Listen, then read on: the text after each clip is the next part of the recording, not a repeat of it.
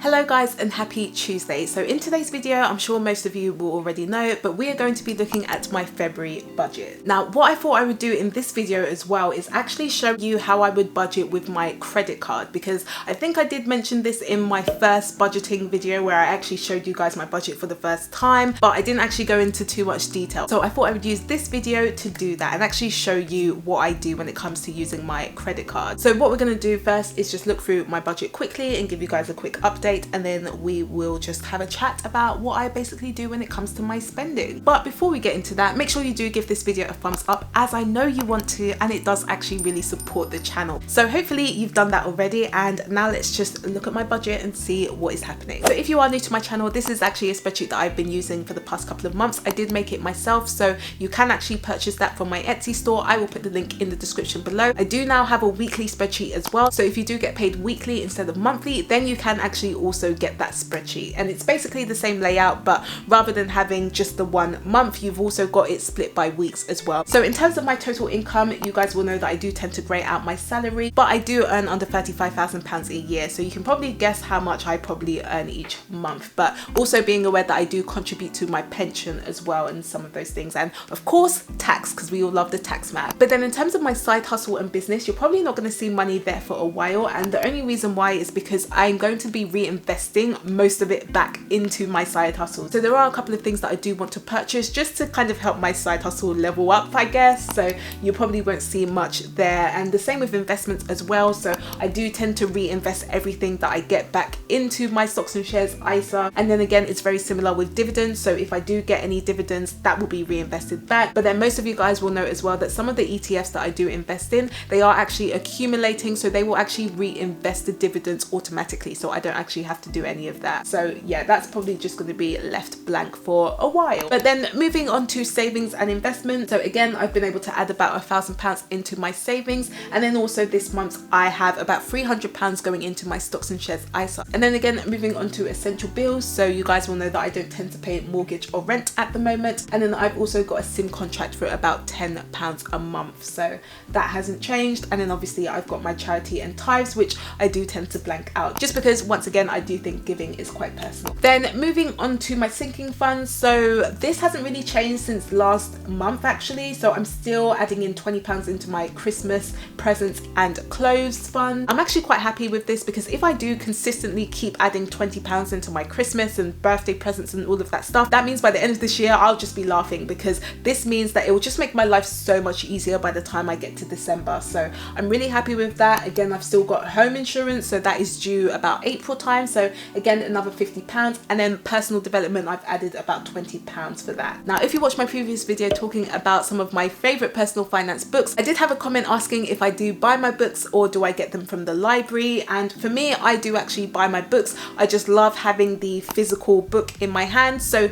obviously you can do audiobooks as well, which are probably going to be slightly cheaper, but I just love actually holding the books and reading them physically. And for me, the reason why I bought them is because sometimes I do tend to go back to the books as well if I do want to read them again, and I'm a really big advocate for investing in yourself, so I'm not afraid to put money into buying things like books, because I know that the return on investment is probably going to be infinite basically. So yeah, that is why you'll see a sinking fund for personal development. And then next up we have got spending, so again £65 on my groceries. And guys, I finally did my video on my £16 a week food budget, so if you've always been wondering how I spend £65 a month, in that video I actually detail what I bought in a week. So if you are interested, then I will link that up here for you and in the description below. But then moving along to eating out, so I've got about £20 there. Again, we are still in lockdown, especially if you are in the UK, so I'm not going to be going to any restaurants, but I will probably get a couple of takeaways, or I will just buy something quite prestige at the supermarket. I'm not too sure yet, I will decide later. And then of course with entertainment and travel, I haven't got anything there because we are at home, so I don't need to spend money there. And then I've got about £15 when it comes to toiletries, which is just standard. And then house groceries, again I've done this separately, so I've added about £20 there. Then moving on with miscellaneous, so I've got about £10 there. Again, this is just in case I forget to budget for anything, so I've got £10 there. And then last but not least, I've got pennies, because I had some money left over, so of course I thought I would add that onto my pennies jar, so that's about £7.04. So yeah, in terms of spending, it's pretty much similar to last month, which is good. Okay, so now what I want to do is just talk through my credit card and how I use it, and yeah, purchased all of that stuff. So I have the American Express Gold card, which when I got it, guys, I actually thought I was quite prestige. I was like, who's this, you know, with a gold card? But the reason why I got it was because I knew that I wanted to get a credit card, and so I started doing research, and of course I used Money Saving Expert because they just have a whole load of stuff, and you guys know how I feel about Money Saving Expert. So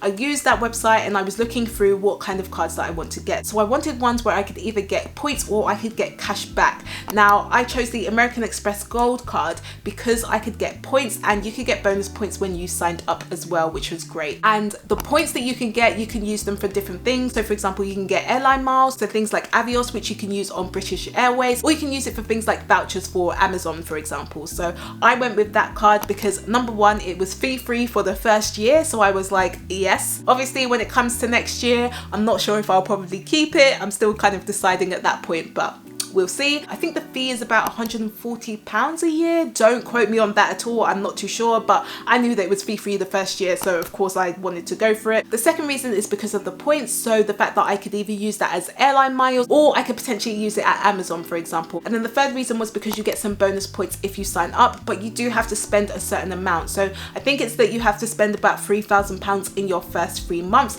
but I will talk through how I actually did that, because I didn't just end up spending £3,000 on just useless stuff, okay? It was actually strategic. But if you are thinking of using a credit card, or you just want to use the same one that I have, then I will add my refer a friend link in the description below if you're thinking of using it. But remember, there are 2 things that you need to do. Number one, do your research. Don't just blindly use my link, okay? Because that card might not be great for you. You might decide to have a cashback one instead, for example. So make sure you are just reading about it and understanding what you want. The second thing, of course, is pay your balance off every single month, guys. If you are going to get this card and you're not going to bother paying off the balance, please don't get it. Please don't use my link for that, okay? Pay your balance off every single month. And if you don't think you can do that, then I probably just wouldn't get the card, to be honest. But if you do decide to use my refer a friend link, then we will both get some bonus points, so all good. So what I will usually do is I have the American Express app on my phone, and it's got my card, and this shows my balance. So what I will tend to do is I will use my credit card to purchase anything from my spending category, or if I've got any big purchases. So the first thing I did when I actually got this card is I set up a direct debit. Now let me not lie, credit card companies are cheeky and they want your money, okay? Because when I first looked to actually set up my direct debit, the first thing they said was, do you want to set up a direct debit to pay off your minimum payment? And this is where it catches a lot of people out, because if you're only paying your minimum payment, then obviously the credit card can start charging you interest. Then all these rewards you're getting, they're just basically redundant, because the money you get from your rewards, you're paying double or triple the amount to your credit card company. So I obviously ignored that, and then I selected to pay the full balance. So I had a direct debit to pay the full balance. Now I don't actually use that direct debit, and here's why. What I will basically do is, as soon as I have purchased something with my credit card, I will pay it off. Now that is probably extra, and you might be thinking that I'm slightly crazy, but the reason why I do that is because I still want to track my spending. So what I will do is, let's say I'm taking a trip to Lidl and I do my weekly food shop. Once I've paid for that weekly food shop, I will use my credit card to pay for that. After that, maybe a day or 2 days later, obviously I will see that on my card, and then I will then pay off exactly what I bought at Lidl from my Monzo account. So the reason why I do that is because when I then go into Monzo, I can say that yes, I paid off my credit card, but that then went to groceries, for example, or that went to toiletries, for example. So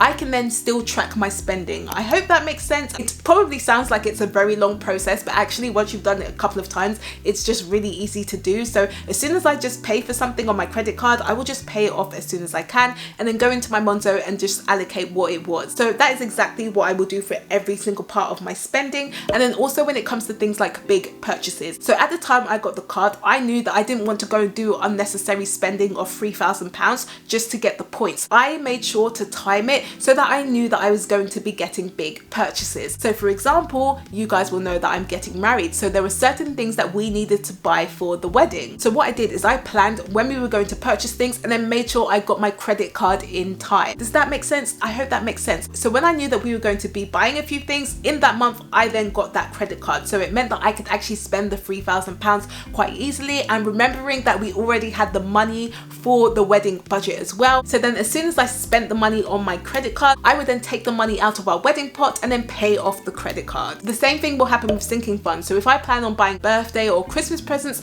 I will use my credit card to purchase them, but I already have the money in my sinking funds pot to then pay off the card as soon as possible. And and that's exactly just what I do every single time. So if you're like me and you're a bit worried about getting a credit card, then this is definitely a system you could potentially use, because I then have my direct debit to pay the full balance as a backup in case I ever forget, which I will probably never forget, to be honest, but I have that just as a backup. But as soon as I purchase something, I'm just paying it off. So what you could start to do is, rather than paying everything with your credit card first, you could potentially maybe just start with your groceries. So if you're spending about £20-25 a week, use your credit card to pay for that and then pay off the credit card. And then once you get used to that, then you can start to use your credit card for other things as well. But again, guys, I cannot stress about paying off your balance first, okay? There is no point in you trying to get all these points if you're going to end up giving your money back to the credit card company. But yeah, I hope that makes sense. And of course, if you do have any questions, then definitely let me know. Remember to give this video a thumbs up too if you haven't already. I do post every Tuesday and Friday, so if you would like to know more, then feel free to subscribe to my channel, and I will see you guys on Friday.